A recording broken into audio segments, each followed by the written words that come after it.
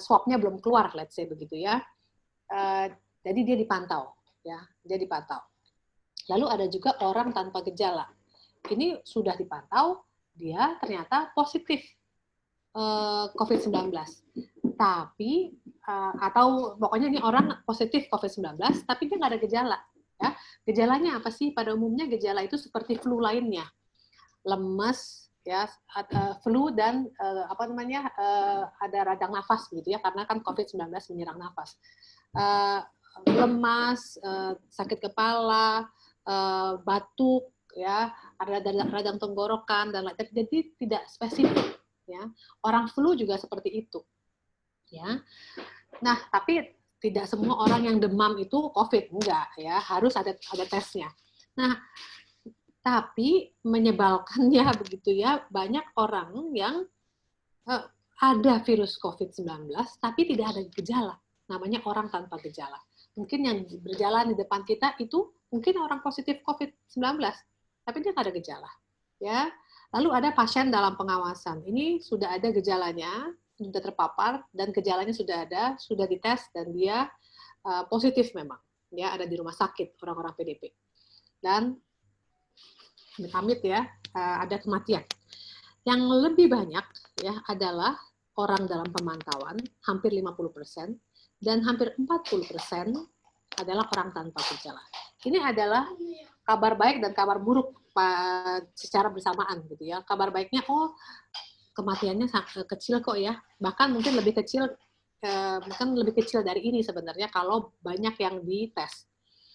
Tapi juga ada kabar buruknya karena kemungkinan orang yang di depan kita yang lagi jalan di pasar depan kita itu adalah orang-orang yang sebenarnya positif COVID-19, tapi dia nggak ada gejala, tapi dia bisa menularkan, ya. Dia tubuhnya itu di dalam mulutnya ada 100 juta virus COVID-19. Jadi dia bisa menularkan, tapi dia sendiri tidak menimbulkan gejala. Itu yang lebih banyak di negara kita. Nah, kita harus hati-hati. Kalau tadi seperti video tadi, kalau kita sehat, kita bisa melawan. Ya, mungkin kalau kita terpapar, kita ada positif COVID-19 tapi tidak ada gejala.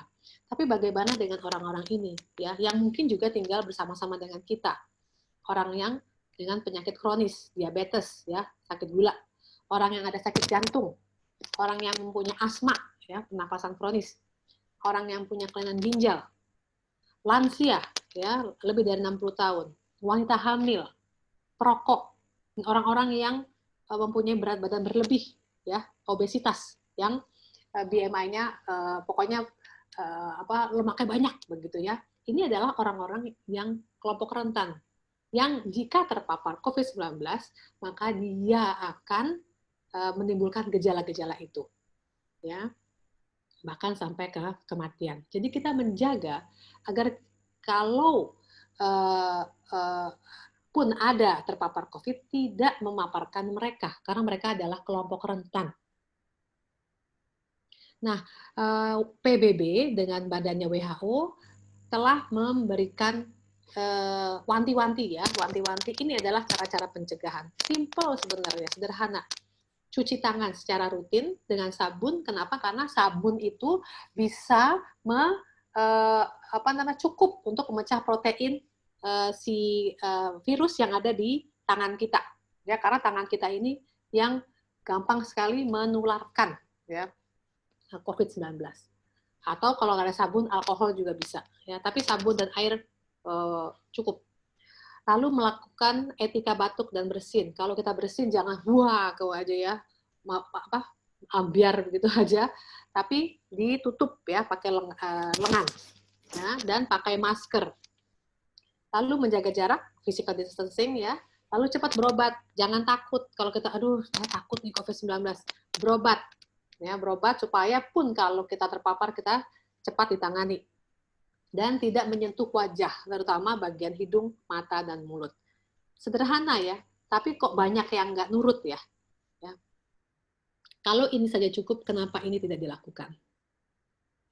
Bagaimana dengan di dalam mulut, kumur-kumur?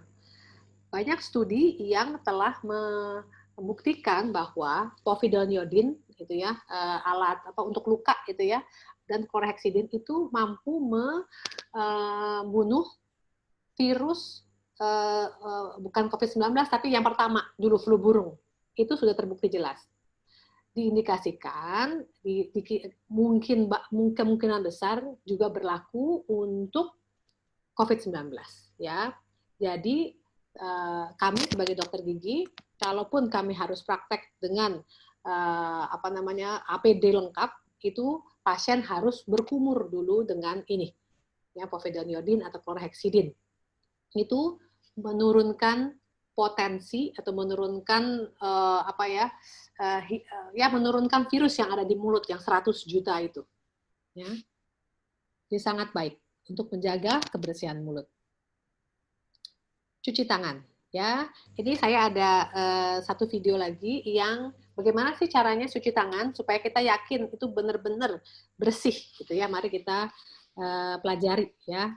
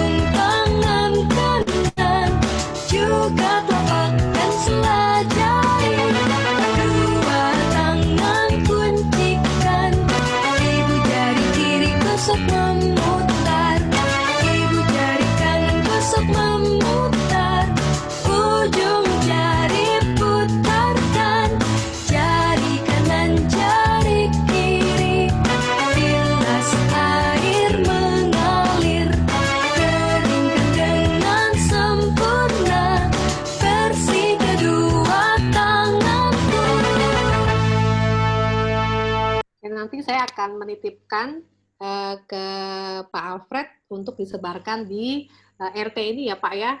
Ya. Tadi anak saya nguping, dia langsung cuci tangan itu. Saya bisa katanya gitu ya, karena bolak-balik itu dipelajari. Ya, kita kan kalau ngajarin anak-anak kita, ajarlah berulang-ulang gitu ya. Ya ini sangat baik sekali. Cuci tangan 6 langkah diajarkan dari mulai sedini mungkin supaya itu menjadi budaya. Gitu ya, apalagi di era pandemi ini. Kalau sudah biasa, maka itu bukan lagi sebuah hal yang apaan sih 6 langkah, ya, itu sudah jadi otomatis gitu ya. Nah, gunakan masker ya. Memang menggunakan masker itu nggak enak ya, ngap gitu ya. Tapi mau gimana? Kita ada di era pandemi ya. Dan kita tahu bahwa tadi 100 juta virus COVID-19 itu ada di mulut, ya. Kalau kita pakai masker, ya, kita sampai hidung ya, hidung, mulut itu tertutup.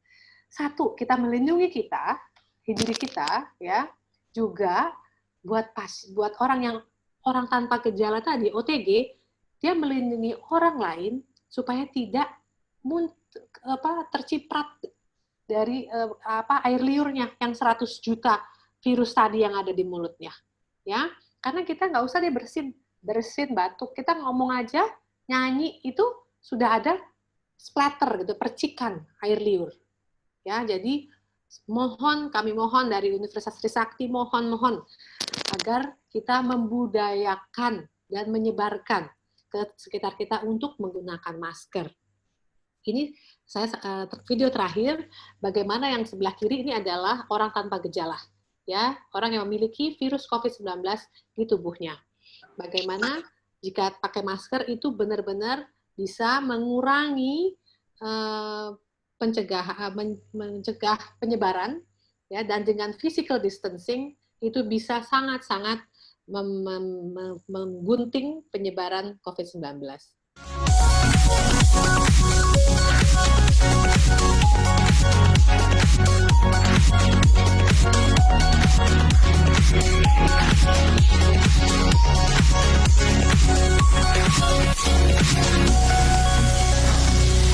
Cepet banget ya, saya ulangi ya.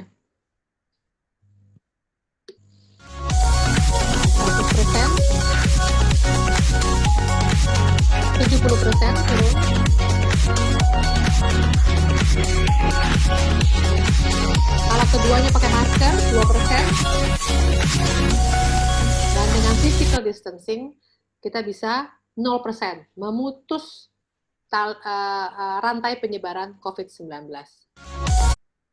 Demikian dari saya, terima kasih. Saya kembalikan ke Bapak Alfred.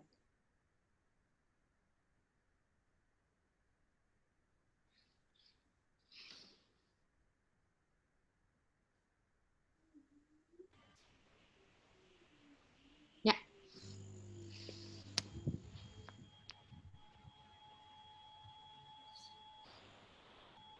Silakan Pak Alfred. Oke, baik. Terima kasih Dr. Carolina Marpaung atas pemaparan yang begitu jelas tentang bagaimana kita pentingnya membersihkan tangan, ya. Dan caranya tadi sudah ditampilkan. Mudah-mudahan nanti warga bisa mengikuti tadi cara yang sudah ditetapkan oleh WHO. Untuk pertanyaan mungkin nanti di akhir saja ya, biar kita sekaligus pembicara dulu. Ya. Pembicara yang berikutnya adalah Dr. Gigi Riko Nofrizal, spesialis ortodonti. Ya, beliau pakar dalam bidang orto, ya, pemasangan atau pemerataan gigi. Nah, topik yang akan dibicarakan oleh beliau adalah amankah ke dokter gigi selama pandemik COVID-19? Nah, ini menarik sekali. Aman nggak ke dokter gigi? Ya, kalau kita ke dokter gigi kan pasti buka mulut ya, buka masker. Nah, aman nggak? Ya. Nah, kami kasih kesempatan untuk Dr. Riko Nofrizal untuk memaparkan presentasinya. Silakan Dr. Riko.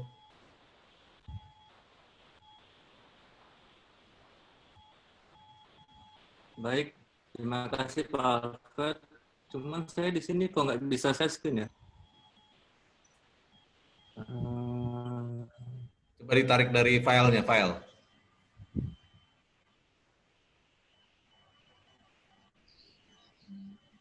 Dibuka dulu filenya. Sudah dibuka Pak, tapi dibuka filenya, kemudian ditarik dari, diklik file name-nya.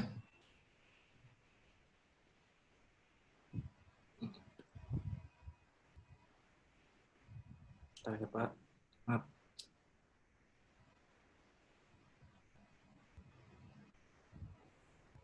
Oke.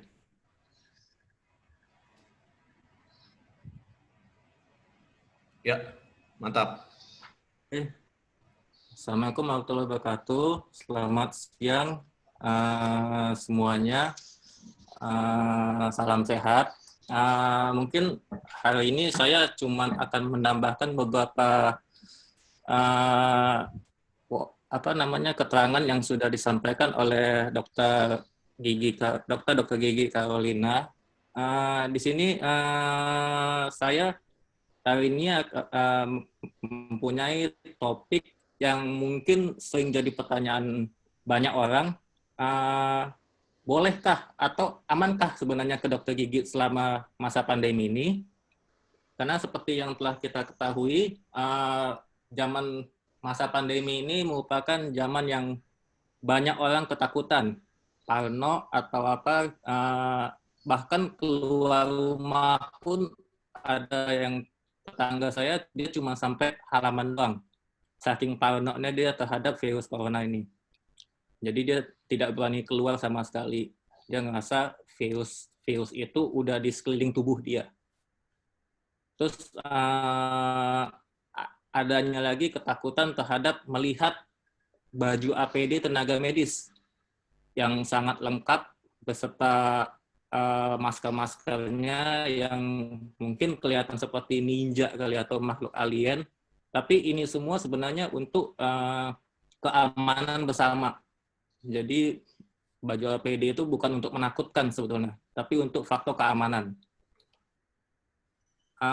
Kita balik sebentar tadi seperti yang telah diterangin sama Dr. Carolina. Apa sih sebenarnya beda COVID-19 itu dengan virus corona?